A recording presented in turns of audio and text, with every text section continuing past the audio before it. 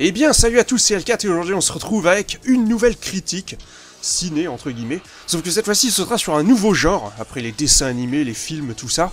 Ce sera sur une série télé, une série live. Alors attention, parce que là on se retrouve pas avec n'importe quoi, du moins pour moi, comme d'habitude, c'est vraiment l'une de mes œuvres majeures, hein, l'une de mes séries cultes. C'est Sankukai, voilà, ou en VO c'est Uchukara no Meseji Jinga Taizen. Voilà, donc en anglais c'est Message from Space Galactic Wars. Donc en français on pourrait traduire ça par un message venant de l'espace, les guerres galactiques. Parce que un message venu de l'espace, donc Uchukara no Meseji, et bien sans le Jinga Taizen, et bien c'est le film qui a précédé la série. Ça vient c'est une série dérivée. Tout le monde dit sur internet que la série a été créée pour rentabiliser les effets spéciaux, les décors, les costumes, en utilisant les mêmes en fait. Donc ils n'avaient pas à le faire, c'était déjà fait dans le film. Et vu que le film, manifestement, ils sont pas rentrés dans leurs frais, et ben ça a donné naissance à une série de 27 épisodes qui date de 1979.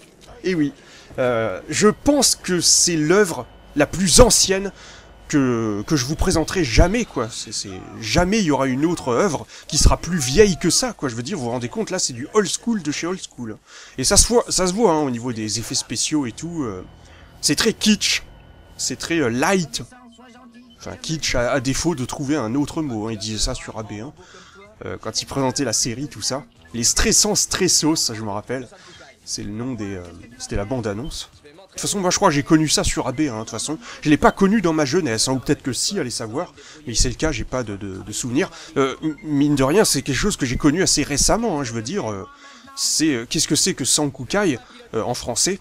Et ben d'ailleurs, le nom en français, pour en finir définitivement avec ça, je vous avais déjà parlé de cette série, à plusieurs reprises, je pense. Et je vous avais fait une vidéo unboxing à l'époque de Dailymotion, sur... D'ailleurs, si YouTube nous casse encore un petit peu les roustons avec l'histoire de droits d'auteur, comme ça avait été le cas avec Tasmania, eh ben je devrais envoyer cette vidéo, une fois n'est pas coutume, sur Daily, on verra bien comment ça se passe, avec les droits d'auteur, tout ça. Les réclamations de la Toei, hein, parce que ça appartient à eux, manifestement. Eh ben, c'est fort possible qu'ils signalent la vidéo, donc voilà. Eh ben, c'est une série qui est extrêmement populaire en France, surtout en France. Au Japon, ça, c'est pas trop... Manifestement, ça n'a eu qu'un succès d'estime, hein, faut croire. Ça a eu un succès moyen. Je pense que si on parle de Super Sentai, de Tokusatsu, donc ça, c'est les Power Rangers-like, hein, c'est les Bioman, c'est les mecs en armure, c'est tous les méchants qui se font battre de la même façon, c'est des chorégraphies ridicules, c'est des trucs très light, vous voyez. Power Rangers, ça vient de ça, hein, c'est un truc américain, mais ça s'est totalement inspiré de XOR... Et d'ailleurs, Great Saiyaman dans Dragon Ball Z s'est inspiré de les chorégraphies ridicules qu'il fait là. Ça vient de ça, hein, parce qu'ils font tout le temps des gestes avec les mains, tout ça. Ce personnage-là, c'est un hommage au Tokusatsu. Hein, c'est un genre très particulier dont je ne suis pas fan, mais Sankukai, je suis totalement fan. Je trouve ce truc-là complètement énorme. C'est l'exception qui confirme la règle. Pour d'autres, ce sera XOR, ce sera Spilvan, Charivan et tout ça, mais pour moi, c'est Sankukai et rien d'autre, hein, j'ai envie de dire. Je sais pas ce qu'elle a, cette série. Il y a ce truc, en plus, qui m'a plu dès le début, et ça fait plusieurs années que je suis vraiment fan de cette œuvre. Alors, comment a été créée la série et le film, donc, qui Les Évadés de l'espace, hein, en français, qui a eu 2 VF. Voilà, d'ailleurs, j'ai ma petite opinion par rapport à ça, en sachant que la première VF, elle est quasiment introuvable. Hein, moi, j'ai pas réussi à voir ce que ça donnait. C'est en fait l'histoire de cette série, enfin, du film, et donc de cette série, comment ça a existé, comment ça a été créé. En fait, c'est l'histoire de 2 Japonais qui sont en voyage aux États-Unis. Ils vont voir un film au cinéma et ils trouvent ça totalement énorme. Et ils voient ça et ils se disent ah ouais mais c'est génial. Il faut qu'on profite du fait que le film va mettre du temps à arriver au Japon pour faire notre propre film de bataille spatiale et de combat dans l'espace et tout, soap opéra, un petit peu ça. Le nom de ce film Star Wars d'un certain George Lucas. Voilà.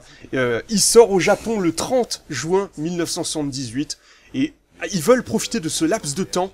Ils ont quelques mois devant eux, je pense qu'ils vont faire ça en 6 mois, d'après mes souvenirs. Les Évadés de l'espace sort au Japon le 29 avril 78. Donc vous voyez, à quelques mois près, 2 mois près, hein, ils ont réussi leur coup. Et donc ils ont plus ou moins réussi leur pari, parce que le film sort au Japon, et ça marche, contrairement à la série. Oui, parce que au Japon, à mon avis, si on parle de tokusatsu au japonais, à mon avis, ils vont pas te parler de Uchukara no Meseji, hein, ils vont te parler de Ixor, donc c'est Space Sheriff Gavan, c'est ça. Ils vont te parler de Bioman, ils vont te parler de ça, hein. Moi je pense qu'ils l'ont un petit peu oublié quand même, hein, Sankukai. Alors qu'en France c'est devenu totalement cultissime, hein. C'est le contexte dans lequel c'est sorti. Nous, Star Wars en France, c'était déjà sorti, hein, mais on était en plein dedans. Donc c'est pour ça, les gens qui ont regardé ça, Sankukai, c'est la bataille, tout le monde s'en souvient, tu peux y aller. Hein. Ça a débarqué sur France 2, le 15 septembre 79.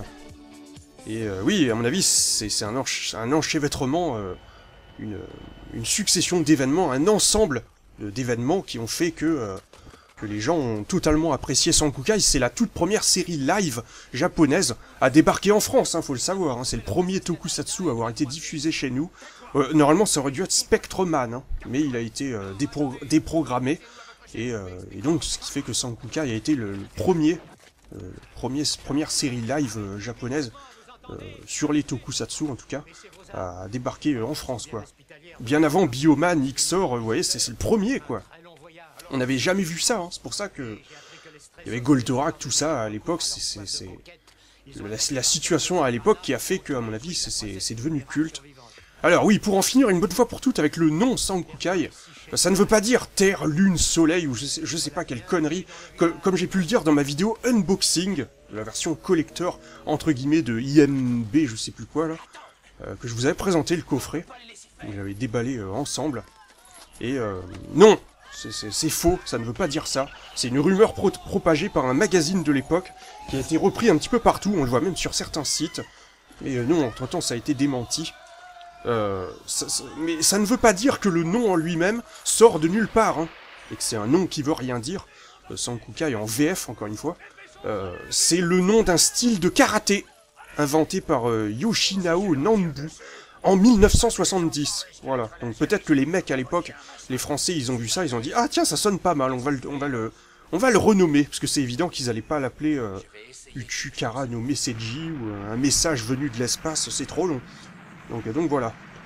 Et ça a donné naissance à une VF qui dépote, voilà, avec les musiques, mais on va en reparler. Le générique composé par Eric Charden et Didier Barbelivien, voilà. Et les musiques, j'en reparlerai plus tard, voilà. Oui, Charden ou Chardan d'ailleurs. Donc le film, de quoi ça parle? Parce que j'ai revu l'intégralité de la série et le film récemment. Donc le film qui est livré avec l'édition collector, il est compris dedans d'ailleurs, et c'est le deuxième doublage. Voilà, et un doublage assez récent manifestement, parce que la voix de Eolia, voilà, donc Emeralida en VO, et ben c'est la voix de l'infirmière Joël dans Pokémon. Hein. Donc vous voyez, apparemment le doublage a été fait début 2000 ou 90, et les noms des personnages ont été modifiés, voilà, pour coller avec Sankukai. Hein.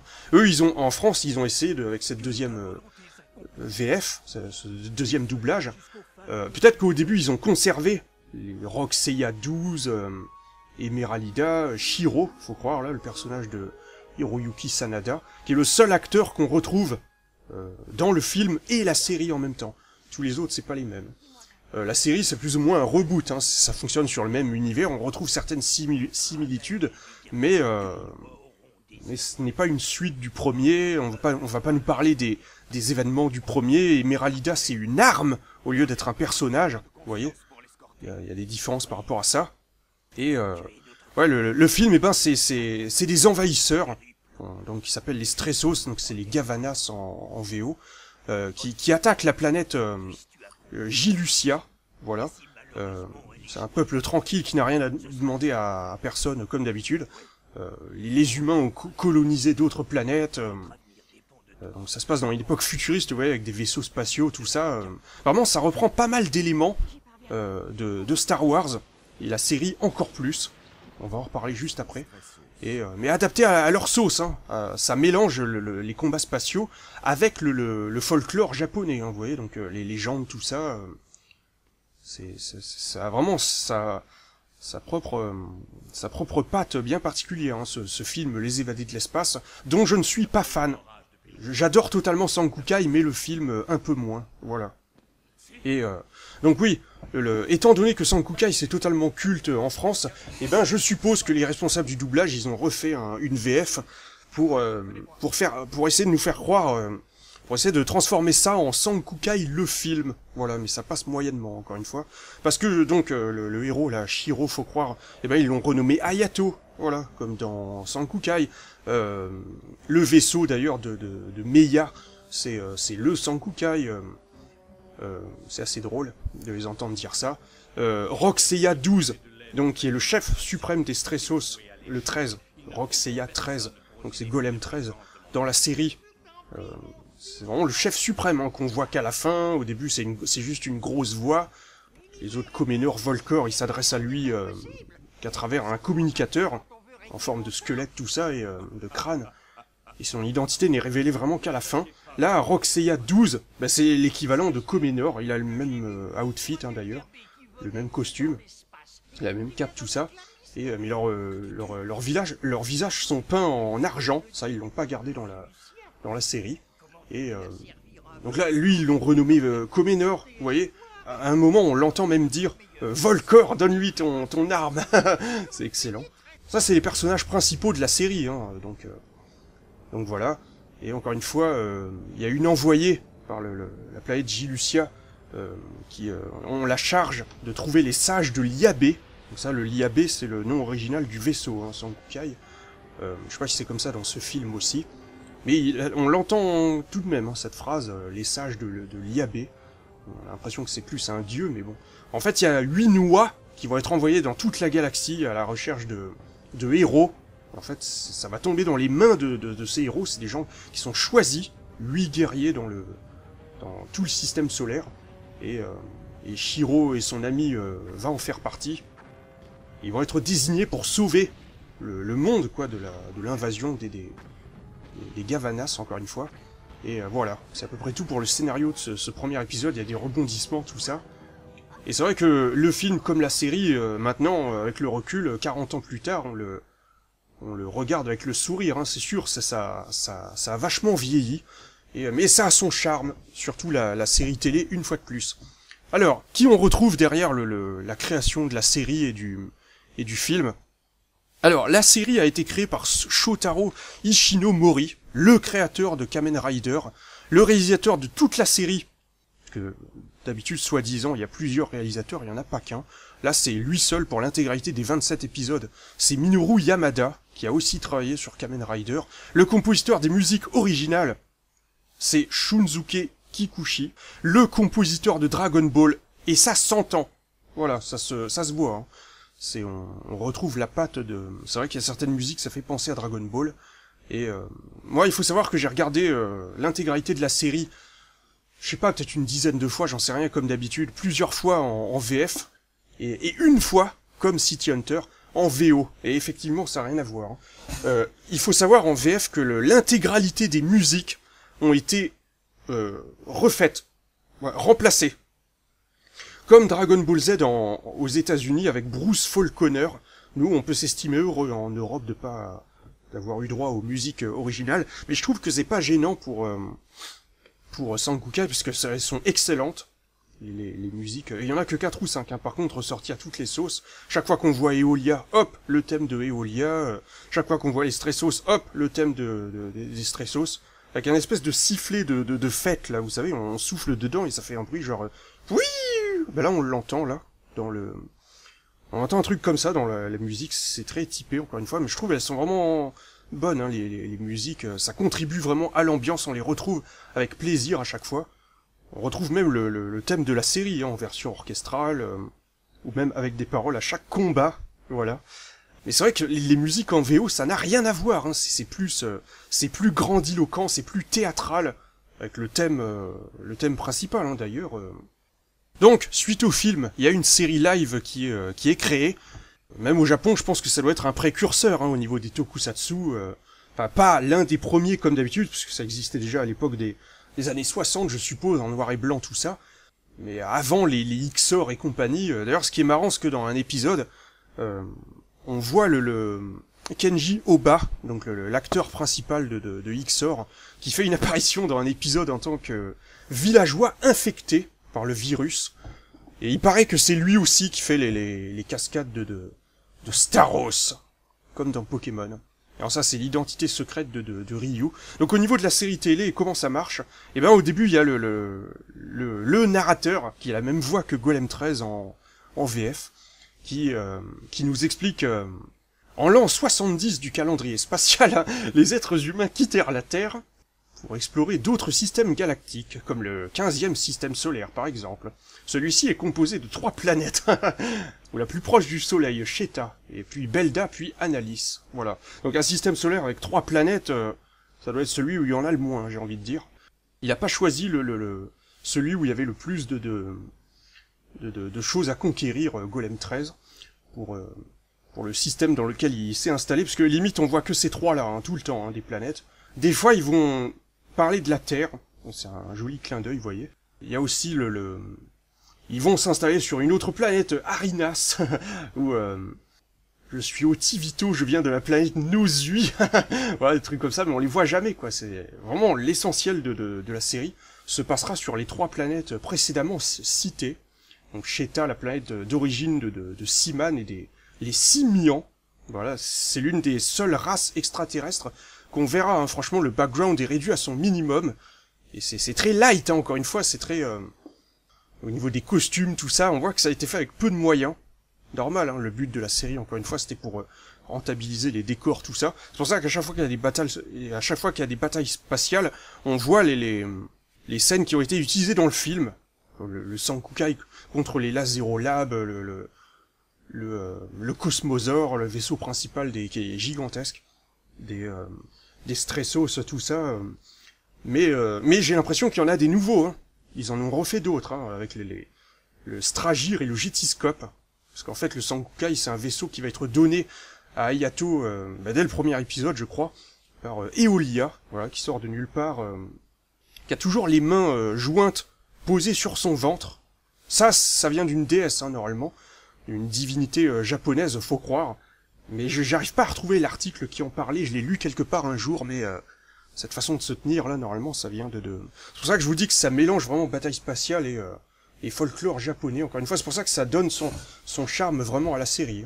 Donc c'est Hayato qui rentre chez lui, sur Analis. Il vient d'avoir son diplôme de pilote intersidéral sur Belda, et il rentre chez lui, il a reçu un message de son père qui lui demande de retourner immédiatement chez lui. Il s'y attendait pas. Il a choisi un croiseur, un transporteur privé en fait, et pas un vaisseau de transport public, quoi, voilà. Et il est conduit par Ryu et son ami Seaman, et ils vont assister à la conquête à l'attaque de la planète Analis par les troupes Stressos. On sait pas pourquoi, on les connaît pas, on sait pas d'où ils sortent. Ça fait très empire nazi, hein, de toute façon, l'emblème des Stressos, il est rouge, noir et blanc, comme la croix gammée, tout ça. À un moment, on va entendre parler de race inférieure, voilà, pour les Simians. La déportation a déjà commencé. Ils vont vraiment dire ça, hein, donc évidemment que ça fait fatalement penser à ça, bien sûr.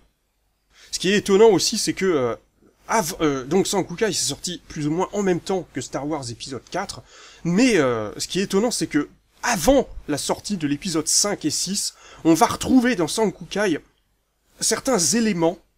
C'est pas énorme, hein, mais oui, il y a des trucs qui font vraiment penser à ce qui se passe dans l'épisode 5 et 6, mais on va le voir dans Sankukai avant, au niveau avant les films de Lucas, hein, la suite de Star Wars 4. Donc on va les voir avant, quoi, dans cette série, au niveau des relations entre les personnages, Comenor, Dark Vador, Golem 13, l'Empereur. L'Empereur, on le voit pas, hein, dans Star Wars 4, alors qu'on en entend parler. Donc voilà. Ce qui est étonnant aussi, c'est qu'il y a eu de la censure en VF J'ai été très surpris quand j'ai vu ça dans la VO, quand j'ai regardé en VO en fait avec l'édition collector là. Mais en fait, on s'attend à donc encore une série massacrée. Les coups de ciseaux sont passés par là. Ça a été censuré à la porte. Il y en a de partout. Dès qu'il y a un truc de travers, une goutte de sang, hop, c'est censuré. On pourrait penser ça. Eh bien en fait non, pas du tout. Il y a que quelques secondes au total qui ont été franchement même 2 ou 3 scènes, même pas quoi, qui ont été. Il y en a une dont je me souviens, c'est pour vous dire. C'est vraiment un très court passage qui a été zappé en VF. En fait, c'est un enfant, c'est Jack qui est attaché. C'est dans l'épisode avec les cow-boys. Même dans une époque futuriste, ils utilisent. Il y a des endroits où ils utilisent toujours des pistolets. Ça fait très western spaghetti cet épisode. Avec Meros, c'est son fils là qui est kidnappé par les Stressos. Tu es Rampleur, le chef des Stressos de l'Ouest. Eh oui. Ce personnage-là, il est doublé par Pierre Arditi d'ailleurs. Et je parlerai plus tard du cast de la VF et tout ça. Et des acteurs en japonais. Il est attaché, en fait, avec des liens en cuir, torse nu, sous le soleil. Et en fait, Rampleur, il nous explique là que le cuir, manifestement, ça resserre, la chaleur, ça resserre le cuir, en fait. Et manifestement, il est étranglé comme ça. Et on le voit souffrir, on voit même des marques rouges sur son corps. Tout ça, ça a été zappé en VF, voilà. Et pourquoi ça et pas le reste? Je me pose des questions. Parce qu'il y a des scènes plus hard, je veux dire. Là, probablement que c'est un enfant. Et ils ont probablement trouvé que c'était trop hard. Mais on voit des gens se faire exécuter froidement, je veux dire, sur la place publique. Voilà ce qui arrive à ceux qui refusent d'obéir aux Stressos. Et on voit vraiment des gens se faire descendre comme ça, des civils. Ça, par contre, c'est gardé. Donc, vous voyez, c'est assez étrange quand même. Donc, après avoir vu toute sa famille se faire massacrer par les Stressos, puisque oui, c'est ce qui va se passer, eh ben, Hayato, une fois qu'il a été déposé sur Analyse, eh ben, son père, les dernières paroles, c'est énigmatique. D'ailleurs, c'est marrant, ça a été changé dans le... On sait pas ce qu'il a voulu dire par là, il dit que quelques mots à Hayato avant de rendre son dernier soupir, et on aura la révélation que vraiment dans les derniers épisodes, parce que 27, c'est pas énorme, encore une fois. Mais ce qui est énorme en VF, c'est que il dit que très peu de choses au début, quand on le voit pour la première fois, et lors du flashback, à la fin, eh ben, c'est peut-être l'épisode 24, allez savoir, c'est dans ces eaux-là.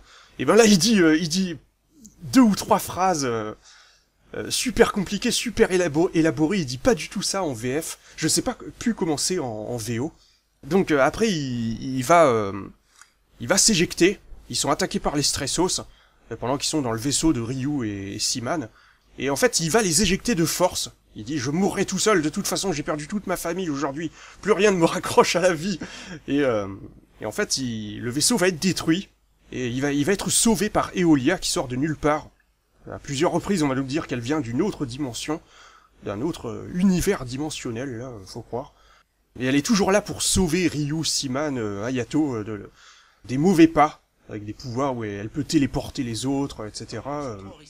Et c'est elle qui donne à Hayato le Sankukai, et ça va devenir leur vaisseau de combat, et ils vont combattre les Stressos comme ça. Ils vont rencontrer Kamiji, le chef de la résistance, sur probablement Belda. Et donc voilà, à partir de là, ils vont former un groupe de résistants contre l'oppresseur. Voilà, c'est comme ça. C'est très simple, les ambitions du grand méchant, mais ça se complexifiera, tout va vraiment s'enchaîner à un rythme incroyable dans les 4 derniers épisodes. Tous les événements là, c'est fou. C'est assez incroyable. Alors que jusqu'à présent, c'était assez classique au niveau du rythme, au niveau du schéma des épisodes. C'est-à-dire, il y a un grand méchant homme de main, comme Taureau Dragus, Démonior, Algor, l'homme de l'eau. Il y a l'homme algue, il y a l'homme de glace, l'homme en bois, qui ressemble à un arbre, il y a un homme roche, Et encore une fois, la plupart du temps, dans les tokusatsu, eh ben, ils sont tous vaincus avec la même attaque, de la même façon, mais pas dans Sankukai. Là, ça change, c'est différent à chaque fois. Le mec avec les cheveux rouges, le ninja aux 3 visages, tout ça. Donc voilà, des méchants hauts en couleur. Et des fois, il y a celui qui se rallie un petit peu à la cause des gentils au dernier moment, comme Tarantula, de la planète araignée. Voilà, ils ont été le chercher loin. Qui on retrouve d'ailleurs, parlons-en des acteurs. Et ben, le narrateur, donc la voix, c'est Asao Koike. Hayato, c'est Hiroyuki Sanada, donc. C'est le plus connu parmi tous ceux-là, du moins pour moi et pour nous, faut croire. Nous autres occidentaux. Parce que après il a joué dans Le Dernier Samouraï avec Tom Cruise, et dans The Ring, c'est lui qui fait, j'en ai déjà parlé, Ryuji Takayama, voilà. Ryu est joué par Akira Oda. Seaman, il est joué par Ryo Nishida, mais on le voit jamais avec son masque. À cause de son masque. Eolia par Yoko Aakiya. Kamiji par Tetsuro Sakaguchi. Et oui, comme le créateur de FF. Anna par Kao Shimada. Prince Ken, bon là c'est le perso un petit peu secondaire. Kazuto Ando. Princesse Ora Tomoko Izanaga. Ça je l'ai repris directement du wiki japonais. Pour les moins connus là. Les méchants de leur côté c'est Comenor. Shinzo Ota, c'est ça? Ou l'inverse? Au niveau des prénoms et noms, comme d'habitude. Volcor, c'est Shirai Jiro. Et Furia, c'est la très belle Ritsuko Fujiyama. Voilà. Qu'on a pu retrouver dans d'autres tokusatsu, pour cette dernière. Au niveau des voix françaises, ça donne quoi, là?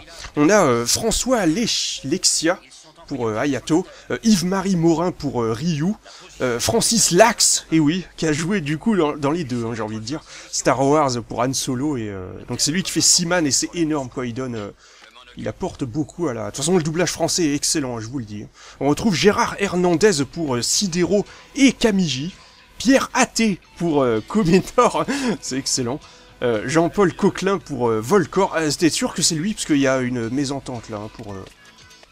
Il y a plusieurs sites qui disent sa voix a longtemps été attribuée à lui, mais en fait il s'agit de... Alors est-ce que c'est bon les infos là que j'ai sur Planète Jeunesse? Je sais pas. Donc le narrateur et Golem 13 c'est Michel Gudin, Furia c'est Sylvie Fate et ou Fée, et Eolia c'est Béatrice Delphes. Voilà. Mais il en manque là, hein. Il y a des guests, hein. Il y a une voix récurrente qui fait souvent les voix de méchants. Il y a Toro Dragus, c'est peut-être la voix de Bruce Willis, j'en sais rien, ça ressemble beaucoup en tout cas. Il y a Thierry Bourdon là qui fait Momoshi, voilà. Donc Zabuza. Donc voilà, c'est assez énorme de ce point de vue là. C'est excellent hein, au niveau du doublage français. Ils prennent leur rôle au sérieux, hein. C'est pas nanardesque, hein. C'est très bien joué, hein. Donc c'est très bien interprété, donc... Oui, ça on peut le retrouver sur à peu près tous les sites, encore une fois. La symbolique du chiffre 3, les héros principaux, sans compter Sidero, sont... donc Ryu, Seaman, Hayato, ils sont 3. Les méchants principaux, ils sont 3. Furia, Comenor et... Iga et Koga, voilà c'est ça en VO, et donc c'est des clans qui ont vraiment existé hein, de ninja, à l'époque féodale du Japon, des clans rivaux, et Furia c'est Kunoi, voilà donc c'est encore mieux là, c'est comme Kunoichi mais sans le chi ça veut dire femme ninja, ils sont 3 voilà, Comenor, Volcor et Furia, le Sankukai il peut se diviser en 3 vaisseaux. Il y a le Sankukai plus le Stragir et le Jitiscope. Ils peuvent déplier ses ailes et il y a des vaisseaux indépendants qui peuvent sont pilotés la plupart du temps par Ryu et Hayato. Au début c'est Ryu et Seaman, mais au début c'est le personnage inexpérimenté. Hein. Au début le jeune, il avait 17 ans à l'époque, comme dans la série. Ils disent Hayato, tu as quel âge? 17 ans. Quand j'avais ton âge, j'ai été entraîné. Ryu c'est le vieux briscard. C'est pour ça qu'il a sillonné tout l'espace. C'est pour ça qu'on dit qu'on retrouve un petit peu les mêmes archétypes de personnages. On le voit sur tous les sites, ça. Hayato, c'est le jeune gamin qui rêve d'aller dans l'espace, comme Luke, par rapport à Star Wars, hein, je parle. Seaman, c'est l'homme singe, comme Chewbacca. Ryu, c'est comme Han Solo, le vieux briscard de l'espace. Sidero, c'est le petit robot rigolo, comme R2D2. Vous voyez? Et là, il y en a qui disent Leia, c'est Eolia. Pas vraiment, hein, c'est pas vraiment une princesse. Mais c'est la touche féminine, on pourrait dire, de l'équipe. Et ouais, on retrouve un petit peu les mêmes. C'est vrai que quand on les voit comme ça, c'est stupéfiant, quoi. On les voit tous dans le vaisseau, on fait des comparaisons, il y a des screens comparatifs avec Star Wars. Ça fait très copier-coller de Star Wars. Je suis d'accord. Mais il faut se rappeler le contexte avec lequel le film est arrivé au Japon, encore une fois, c'est arrivé avant Star Wars, hein, mais après que les créateurs aient vu le film, bien sûr. Ils voulaient vraiment proposer leur propre Star Wars, hein, et surfer sur le succès de Star Wars, encore une fois. Oui, il y a 3 armes au niveau de la symbolique du chiffre 3. D'ailleurs, dans Sankukai, on retrouve San, qui veut dire 3 en japonais. Mais là, c'est dû au hasard, hein, je veux dire, je pense pas que les gens, ils le savaient à l'époque. Hein. À mon avis, c'est une coïncidence, hein, parce que c'est pas le titre VO, encore une fois. Hein. C'est uniquement en français. C'est un hasard, c'est assez drôle. Oui, le chiffre 3, il y a 3 étoiles qui permettent de créer l'arme ultime à la fin. Il y a 3 planètes dans le 15e système solaire. Enfin voilà, vous voyez, c'est très... On retrouve souvent ce chiffre dans la série. Alors, ça aussi, on le dit souvent sur les sites, les différents sites à droite à gauche qui présentent la série. Manifestement, la série a été faite avec peu de moyens. On voit les costumes des personnages qui ont été faits avec des filets de pêche, hein, ou des casques de moto et des... Donc ça, c'est l'identité secrète, entre guillemets, c'est un secret de Polichinelle. De Ryu et Hayato, ils se déguisent. Sinon, ce serait pas du tokusatsu. Donc c'est le fantôme et Staros. Donc Nagariboshi et Maburoshi en VO. Quand ils sont habillés en rouge, là, et en blanc. Au début, il y a que Ryu. Et après, il y a Hayato qui se met à faire pareil. Je suis le fantôme, le messager de la paix. Cultissime, quoi. Et moi, je suis Staros, je viens du fin fond de la galaxie pour vous donner une leçon. Oui, ils disent, on voit des cadreurs, des fois qui lancent des rochers, on les voit apparaître à la caméra, puisque manifestement tout se faisait en une prise, faut croire. Donc voilà. Des fois, même quand il se passe des trucs un petit peu pas très jolis à la caméra, et ben ils le laissent comme ça, comme quand Volcor il se prend la cape de Comenor qui arrête pas de jouer avec sa cape du début à la fin, même dans son dernier soupir, c'est assez énorme. Donc voilà. Et une fois, il se le prend sur la tête, et discrètement, il remet la cape. Donc voilà. Tout ça, c'est pour vous dire qu'effectivement, c'est très light. Il y a, au niveau des erreurs, là, puis justement, puisqu'on en parle, dans l'épisode 5, il y en a pas mal, hein, notamment... Si on devait parler des erreurs que de la VF, par exemple, bah, il y aurait beaucoup de choses à dire, mais j'en ai marqué que une, de toute façon, donc comme ça... oui, au niveau de l'épisode 5, là, il y a Seaman qui est hypnotisé par Cyclotor. Il est manipulé, il sait plus ce qu'il fait, il essaye de tuer Ryu. Et Ryu, il l'a dans le viseur. Parce qu'il dit, mais qu'est-ce que je fais? Pourquoi tu me tires dessus? Et là, il est derrière Seaman et il est prêt à lui tirer dessus. Mais il se remémore des flashbacks de Seaman. Et à un moment, on voit une scène de l'épisode 6. Alors que ça, c'est l'épisode 5. Donc là, normalement, cette scène est censée ne pas avoir eu lieu. Mais on le voit quand il est avec le gamin, là. Avec un enfant simien. Donc voilà. C'est pour vous dire qu'il y a des erreurs comme ça. Des incohérences. Et des raccourcis scénaristiques, voilà, comme l'arche du prophète. D'ailleurs, à un moment, il y a un... Je sais plus comment c'est en VO, là aussi. Il y a le chef du peuple des racines, donc sur Belda, c'est un peuple secret. Hein. Ça, apparemment, ça existe dans le folklore japonais, faut croire, avec le brouillard, tout ça. La montagne qui repousse les vaisseaux avec un champ magnétique. Et on peut pas s'en approcher. Et à un moment, il dit le plus grand prophète que notre civilisation ait connu, Damus Nostra, il a annoncé ces événements il y a très longtemps. 10 siècles, c'est bien 1000 ans. Et oui, il a annoncé il y a 1000 ans. Donc il s'appelle Damus Nostra, quoi. C'est le verlan de Nostradamus. Et en fait, Eolia, elle découvre l'arche du prophète. Une sorte d'arche éclatante apparaîtra et sauvera notre peuple. Et en fait, elle appuie sur un bouton. Loul. Personne l'a jamais remarqué. Et elle voit l'arche derrière le truc. Donc il y a pas mal de trucs un petit peu cons comme ça. Mais donc voilà. Bon, qu'est-ce que je pourrais vous dire de mieux sur Sankukai? Non, pour moi c'est totalement cultissime, hein, vous l'avez compris. Moi j'ai vraiment adoré hein, l'ambiance. C'est un tout, hein, c'est les musiques, c'est la VF, c'est le côté un petit peu kitsch, un petit peu léger. L'univers, hein, il est quand même un minimum développé, encore une fois. C'est la mentalité des personnages. Encore une fois, faut replacer dans le contexte de l'époque. Hein, on est fin 70 et 1978-79 et pour moi c'est excellent, il n'y a pas à chier. Voilà, en sachant que ça a donné naissance, bien sûr, à pas mal notamment en France, a pas mal de produits dérivés. Hein. Les jouets qui se revendent à prix d'or, c'est juste hallucinant. J'ai vu un Sidero à 1200 €, je crois, quelque chose comme ça. J'ai vu le Stragir et le Getiscope qui sont à quoi, 450 €, je sais plus. Enfin, ça varie vachement d'un site à l'autre, mais ça se revend une fortune. Hein. C'est des objets de collectionneurs hein, maintenant. Et la bande dessinée, il y en a eu 2. Je les ai commentés, mais vraiment il y a quelques jours. Hein. Voilà. C'est dessin de Pierre Frisano. C'est super bien fait.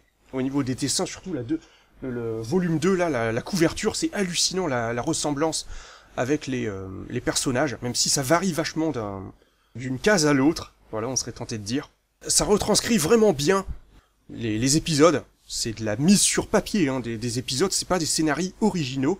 Ça reprend vraiment l'épisode 1, 2 et 3, c'est ça pour le premier volume là, et le deuxième c'est l'épisode 5, 4, l'envoyé de la Terre. Vocéane d'ailleurs ça s'appelle. J'ai eu les deux pour 15 € hein, le total. Donc vous voyez, le prix varie vachement, mais c'est un petit peu la loterie hein, sur internet. Price Minister, c'est là où c'est le moins cher, d'après ce que j'ai vu. Ouais, le volume 1, la couverture est un petit peu pourrie. Dargo éditeur. Ouais, je l'ai sous les yeux là. Donc vous voyez, en France, on a obtenu les droits de faire des BD, hein, faut croire. Il y a eu un manga aussi, j'essaie de le trouver, mais non. Oui, des fois, la plupart du temps, ça reprend même les dialogues exacts hein, de la VF. Donc là, on voit le début, là, avec Hayato, tout ça, les gens qui se font fusiller.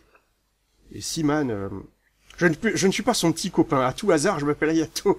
Enchanté. Hayato, c'est vrai. C'est énorme, sérieux.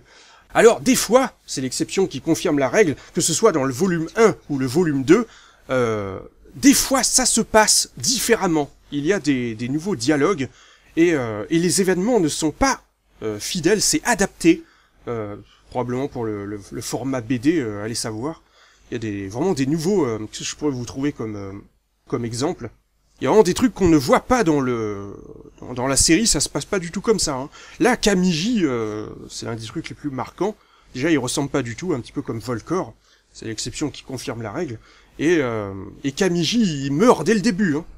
Ça se passe pas du tout comme ça dans la série télé. Donc, ce qui fait que du coup, à la fin de c'est peut-être pour ça qu'ils ont fait que 2 volumes. À la fin du 2e volume, là, Vocéane, ils disent allons sur Analyse, on doit délivrer le camp 5, le camp numéro 25. Pourquoi ? D'après les renseignements qui nous ont été fournis, les Stressos ont fait prisonnier le chef des peuples de cette planète. Voilà. Non, c'est Kamiji. Mais là, il est mort, hein, donc ça peut pas être lui. Hein. Voilà, c'est énorme. J'étais pas du tout au courant de l'existence de ces BD. Enfin, c'est marqué sur Wikipédia, hein, mais moi, ça m'a pas tilté. Hein. Je l'ai vu avec une émission que j'ai regardée, d'ailleurs, sur YouTube, où en fait, c'est dédié au tokusatsu, en fait, et certaines des anecdotes que j'ai eues que je vous ai dit là, ça vient de cette émission d'ailleurs. Voilà, le nom de l'émission c'est Tokuscope, là c'est le numéro 30 de Cinéfuse. Si vous voulez regarder sur YouTube encore une fois, il les montre, hein, les BD avec les dessins, tout ça. De toute façon moi aussi je pense que je vous les montrerai, je les ai pas achetés pour rien, j'ai envie de dire. Voilà, donc c'est pour une fois qu'il y a des produits dérivés Sankukai que j'ai pu m'offrir, eh ben j'allais pas me priver. Ce qu'il faut savoir, et ça m'a étonné, ça a débarqué sur internet, il y a un site qui en a parlé, en 2011 je crois, aussi incroyable que ça puisse paraître, il existe un épisode inédit en France de Sankukai, voilà, qui n'a pas été doublé, qui n'a pas été intégré, merci IMD je sais plus quoi là, de ne pas l'avoir mis, parce qu'il est disponible dans le premier volume du DVD du coffret DVD de la série, hein, au Japon. Donc pourquoi pas l'avoir mis chez nous Donc il n'est pas disponible en version sous-titrée, il n'est pas disponible du tout, d'ailleurs. Il est sur la chaîne de la Toei, le compte officiel YouTube de la Toei. Sauf que le problème, c'est qu'elle est en privé, la vidéo. Au début, elle n'était disponible que au Japon. Là, c'est encore pire, donc c'est-à-dire que les gens qui ne résidaient pas au Japon, c'est dommage parce que sinon j'aurais joué de mes relations pour... Tu peux me télécharger cette vidéo s'il te plaît et me l'envoyer sur Mediafire.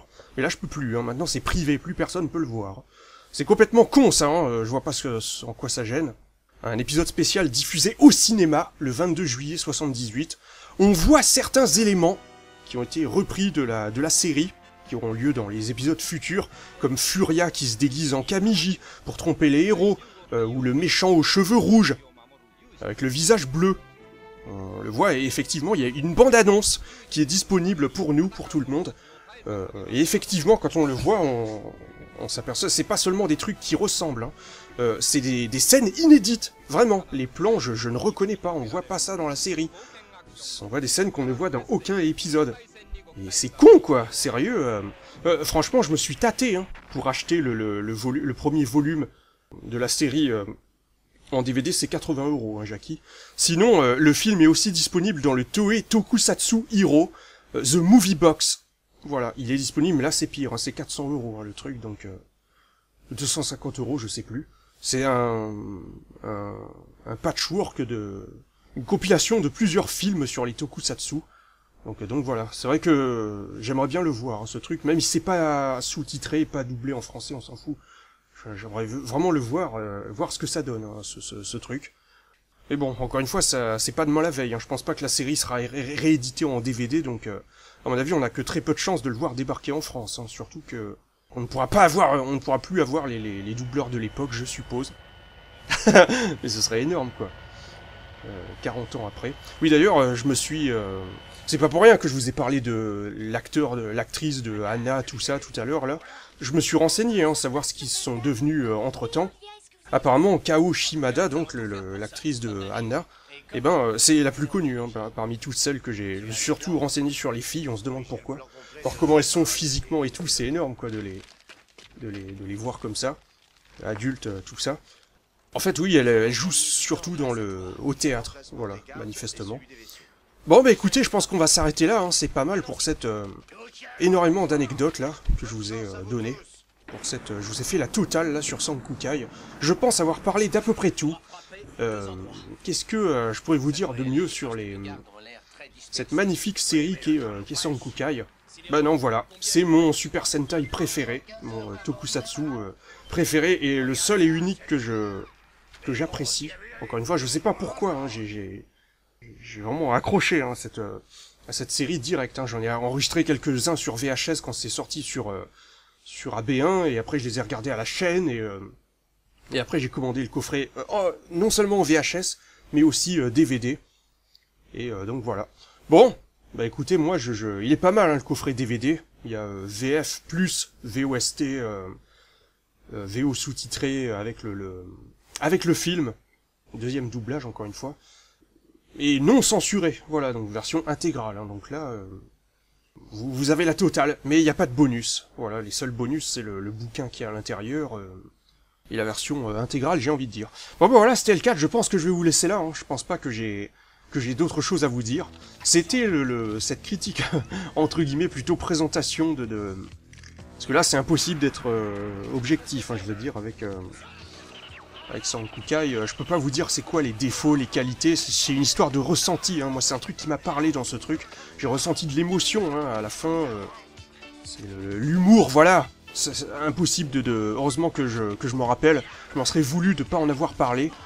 L'humour au niveau des dialogues. Les personnages qui ont toujours le mot pour rire, même quand ils sont à l'article de la mort.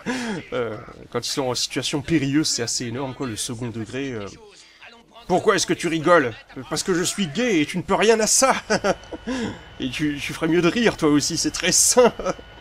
C'est excellent. C'est Ryu qui dit ça à Volcor. Tu cours de grands risques en étant...